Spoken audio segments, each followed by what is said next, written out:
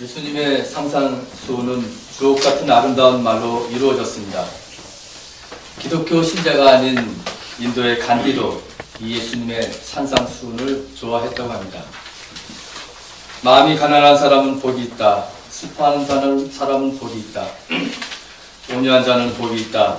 의에 주르고 목마른 사람은 복이 있다. 자비한 사람은 복이 있다. 마음이 깨끗한 사람은 복이 있다. 평화를 이루는 사람은 복이 있다. 의를 위하여 박해를 받는 사람은 복이 있다. 언제나 들어도 우리에게 위로와 힘과 용기가 되는 말씀입니다. 그러나 계속 이어지는 산상수훈의 말씀은 우리를 매우 불편하게 합니다. 오른뺨을 맞으면 왼뺨을 돌려대고, 속옷을 달라고 하면 겉옷까지 주고, 오리를 가자고 하면 심리를 가고, 달라고 하는 사람을 물리치지 말고, 저 같은 경우라면 옷을 달라고 하면 뭐 한 번 더 줄 수 있을 것 같습니다.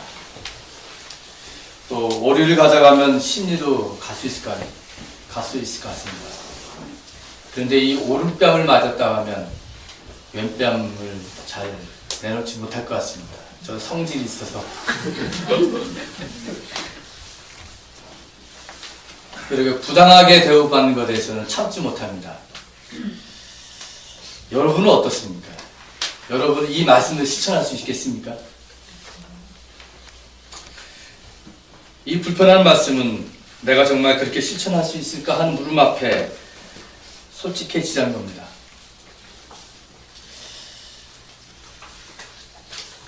예수님은 왜 이처럼 우리가 지키기도 힘든 계명을 제시하면서 우리를 불편하게 만들고 계신 걸까요? 아니면 지킬 수 있는 것인데 우리가 회피하는 것일까요? 이 어려운 계명을 피하기 위해서 사람들은 여러 대책을 마련했습니다. 예를 들면 39절에 나오는 예수님이 오른뺨을 치는 자에게 왼뺨을 돌려대라고 하는 이 말씀을 유대 풍습이다. 그 당시 고대사회, 유대사회 속에서 행했던 것이고 오늘 우리 사회는 맞지 않은 것이다. 이렇게 얘기합니다. 즉 오른손으로 오른뺨을 때리려면 이렇게 오른손 등으로 쳐야 됩니다.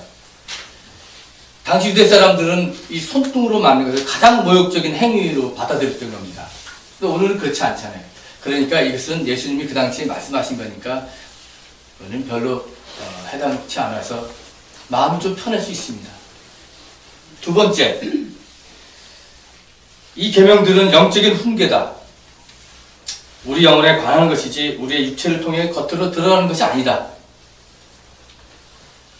이러한 해석들은 다소 그런대로 우리의 마음들을 편하게 만듭니다. 그럼 이렇게 편한 대로 읽고 해석해야 할지요. 과연 이 계명들은 무엇을 말하는 것일까요? 오늘 본문은 두 가지 점을 우리에게 교훈하고 있습니다. 첫째, 예수님은 이 말씀을 통해서 하나님의 나라에 대한 그 하나님 나라를 지향하는 삶에 대해서 이야기하고 있는 것입니다. 하나님 나라를 살기 위해서 인간에 대한 깊은 이해를 요구하고 있는 것입니다. 한강이라고 하는 사람이 쓴 채식주의자라는 그 소설책이 있습니다. 제가 한창 인기 있을 때 읽지 못하고 며칠 전에 뒤늦게 읽었는데 어느 날 주인공인 영애는 꿈을 꿉니다. 꿈속에서 어두운 숲속을 다닙니다. 뾰족한 잎이 돋은 나무들을 헤치고 다닙니다. 커다랗고 시뻘건 고깃덩어리를 봅니다. 어떻게 거기서 빠져나온지 모릅니다. 계곡을 거슬러 계속 다닙니다. 꿈은 반복됩니다. 그러자 이 꿈을 꾸고 나서 이 주인공은 고기를 먹지 않겠다고 선언하고 채식주의자가 됩니다. 오늘 우리식으로 뭐 웰빙 한다고 해가지고 고기 안 먹고 채식만 먹겠다 이런 차원이 아니었습니다. 왜 내가 채식을 해야 되는지도 설명하지 못합니다. 계속적으로 고기를 먹지 않자 이 여자는 마르기 시작했습니다. 그래서 가족들이 걱정이 됐습니다. 그래서 어느 날 가족들이 다 모인 자리에서 베트남 전쟁에 참여했던 아버지가 폭력을 씁니다. 고기를 먹어, 안 먹어요, 먹어, 안 먹어요. 그저 뺨을 때리고 강제로 입을 벌리고 온 식구들이 매달려서 강제로 먹이려고 합니다.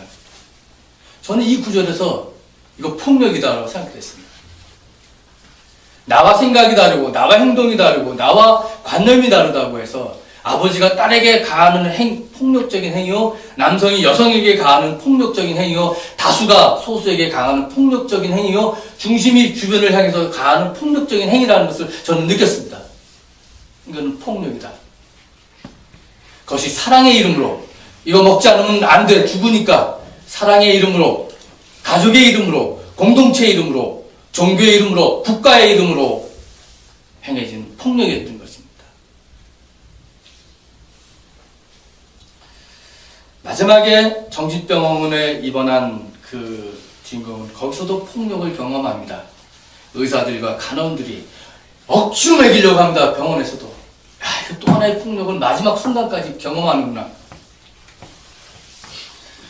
그리고 이 주인공이 마지막에 정신병원에서 거꾸로 물구나무를 서서 세상을 보기 시작했습니다. 그저 병문안 온 언니에게 이렇게 얘기합니다. 언니, 세상의 나무들이 형제처럼 보여요. 성프란시스코가 된 겁니다. 나무가 형제처럼 보였다는 겁니다. 온갖 나무와 꽃과 나비가 형제와 자매처럼 여겼던 성프란시스코, 그 모습을 저는 주인공 영예의 모습을 통해서 느꼈습니다. 세상의 모든 나무가 형제처럼 보여요. 세상의 모든 것은 그녀에게는 폭력과 소외의 현장이었던 겁니다. 남편도 이혼하고 세상을 다 떠납니다. 왜 이 사람이 채식주의자가 됐는지, 그것은 마지막에 그 언니의 모습을 통해서 보여주고 있습니다. 여자가 이 사회 속에서 당해야 했던 고통들, 그것을 보여주고 있습니다. 우리는 주인공 영예를 이해하는 것이 인간을 깊이 이해하는 것입니다. 인간을 깊이 이해할 때, 그리고 그와의 관심을 나눌 때, 우리는 진정으로 왼뺨도 내놓고 심리도 가질 수 있고 겉옷도 줄 수 있고 그런 겁니다. 인간의 깊은 이해, 인간의 깊은 사랑이 그것입니다.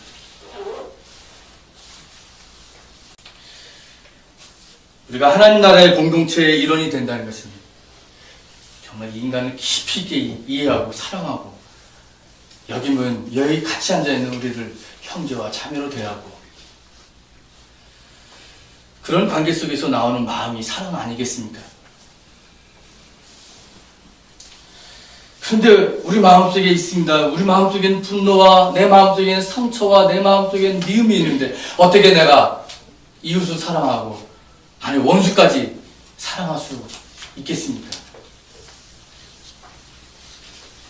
여기에 정말 내 고민이 있고 실제적인 고민이 있는 겁니다. 어떻게 내가 이런 사랑을 할 수 있는 것인가?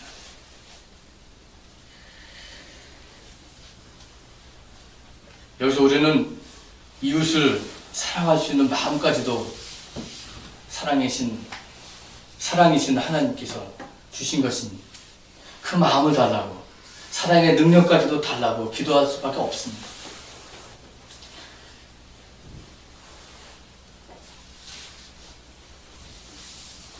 이것은 내가 사랑해야 되는 사랑의 책무를 회피하는 것이 아니라 진정으로 타자를 사랑할 수 있기 위해서 그 사랑할 수 있는 마음과 능력조차도 하나님께로부터 온다는 그 사실을 인정하자는 겁니다.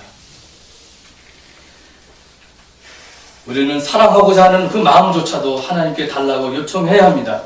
하나님 앞에서, 나 자신 앞에서 솔직해지자는 겁니다. 나 자신의 나약함과 불안함을 인정하자는 겁니다. 하나님의 은총 안에 있는 사람으로서, 하나님의 사랑을 아는 사람으로서 이제 원수를 사랑할 수 있게 됩니다. 주님은 말씀하십니다. 하늘 아버지처럼 너희도 완전하라. 오늘 마태복음에 보면 너희도 완전하라고 했지만 누가복음에 보면 너희는 자비하라고 나옵니다. 너희 아버지께서 자비로우신 것 같이 너희도 자비로운 사람이 되라.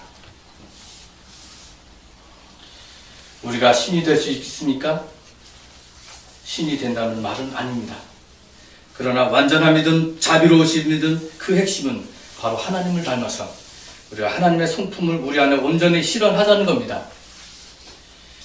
친구와 원수를 구분하는 상대적인 세계, 다수와 소수를 구분하는 그런 세계가 아니라 모두가 하나님의 형상을 지닌 무한한 가능성으로서 서로를 섬기며 하나님 나라를 실천하게 되는 것입니다. 하나님의 형상이 내 안에 얼마나 실현될 수 있는가, 그것이 곧 하나님의 다스림이 내 안에 얼마나 이루어져 있는가 하는 말과 같습니다. 그리고 하나님의 다스림은 곧 하나님 나라와 연결됩니다. 그러므로 하나님의 나라, 하나님의 다스림, 하나님의 형상의 실현은 일맥상통합니다. 그러므로 하나님 나라를 실현하는 최우선적 과제는 먼저 우리 자신 안에 있는 하나님의 형상을 실현하는 일입니다. 사도 바울은 그래서 너희가 하나님의 성전이라고 했습니다. 하나님의 영이 거하는 거룩한 성전이라고 했던 겁니다.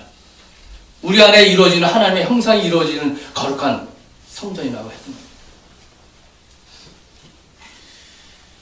자기 내면을 향한 선교, 즉 영성적 실천이 핵심인 겁니다. 모세가 전해준 십계명의 출발도 마찬가지입니다. 레위기 19장 2절 말씀, 너희 하나님이 나 주가 거룩하니 너희도 거룩해야 한다. 그리고 십계명이 나옵니다. 십계명의 실천적 계명들이 이것은 영성적 계명과 일치되는 겁니다. 하나님처럼 거룩하게 되라는 것입니다. 이삭이 떨어져 있는데 다 죽지 말고 가난한 사람을 위해서 놔두라는 겁니다. 이것이 하나님의 거룩함을 이루는 것입니다. 하나님의 정의를 실천하는 것이 하나님의 거룩함을 이루는 영성의 실천입니다. 묵은 땅을 갈아엎고 정의를 심어라, 세상적인 데모의 슬로건이 아닙니다. 하나님을 닮아가는 거룩한 영적인 싸움인 것입니다. 이것이. 그러므로 하늘 아버지처럼 완전하라는 말은 우리가 완벽주의에 빠지지 못하기 때문에 우리에게 죄의식을 심어주시는 말씀이 아니라 이런 과정을 통해서 하나님을 닮아가는 그런 우리가 되자는 겁니다.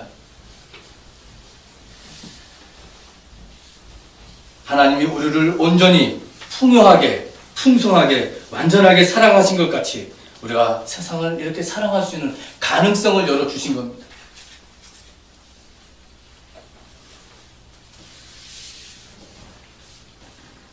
두 번째, 이 모든 것의 가능성은 예수 그리스도의 십자가를 통해서 새로운 차원으로 열리고 있음을 알게 됩니다. 내 이웃을 사랑하고 내 원수를 미워하라고 말한 것은 너희는 들었다. 그러나 너희에게 말한다. 너희 원수를 사랑하고 너희를 박해하는 사람을 위하여 기도하여라. 너희는 말한 것을 들었다. 그러나 나는 이제 이렇게 말한다라고 말합니다. 너희는 이렇게 들었으나 나는 이렇게 말한다. 예수의 새로운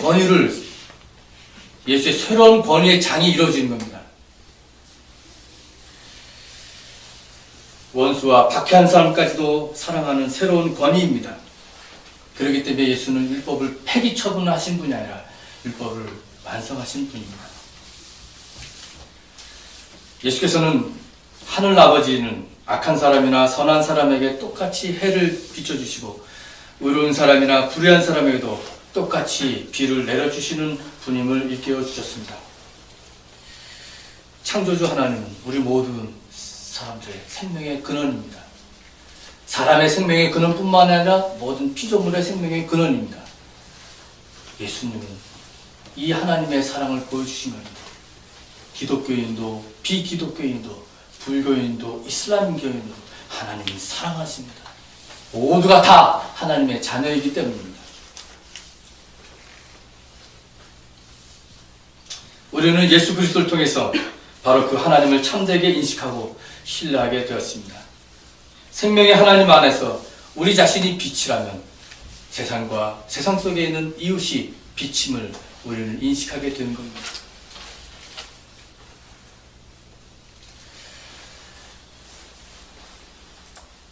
예수의 이웃과 원수를 사랑하는 것의 극치는 바로 죽기까지 복종하신 그의 십자가입니다. 십자가에서 원수까지도 사랑하시는 그 생명의 사랑, 그것은 바로 말씀이 육신이 되어 우리 가운데 거하시는 사건이었습니다. 그리고 이제 주님은 우리가 끊임없이 성숙해져서 하나님을 끊임없이 닮아가게 그런 일을 하도록 우리에게 길을 열어주고 계십니다. 그리고 요청하고 계십니다. 여러분, 우리는 묵은 땅을 갈아엎고 정의를 세우기 위해서 고군분투하고 있습니다. 그러나 완전을 향한 크리스천의 동기와 목적은 인간의 깊은 사랑과 이해를 바탕으로 해야 합니다. 내 안에 주의 영이 거하시어 원수까지 사랑하는 마음으로 해야 합니다. 하나님이 모든 생명을 사랑하시듯이 우리는 생명을 깊이 사랑하고 생명 사랑을 실천하는데 주님처럼 십자가를 지는 마음으로 해야 합니다. 원수를 원수로 갚는 것이 아니라 원수의 생명까지 사랑으로 하는 것입니다. 이제 하늘 아버지의 자녀가 되기 위해서 우리가 해야 될 일이 명확해졌습니다. 인간에 대한 깊은 이해, 하나님의 성전으로 하나님의 형상을 이루기 위한 자기 비움과 결단, 이웃과 원수까지도 사랑하는 생명의 십자가를 지는 것, 무엇보다도 이 일을 위해서 이렇게 살 수 있도록 하나님께 기도하는 것입니다. 지키기 힘들 것 같은 왼뼘을 돌려대는 것, 고독까지 주는 것, 심리를 가는 것, 달라고 하는 사람을 물리치지 않는 것들이 새로운 가능성으로 이제 우리의 마음을 두드립니다. 이 말씀을 가지고 잠시 묵상하시겠습니다.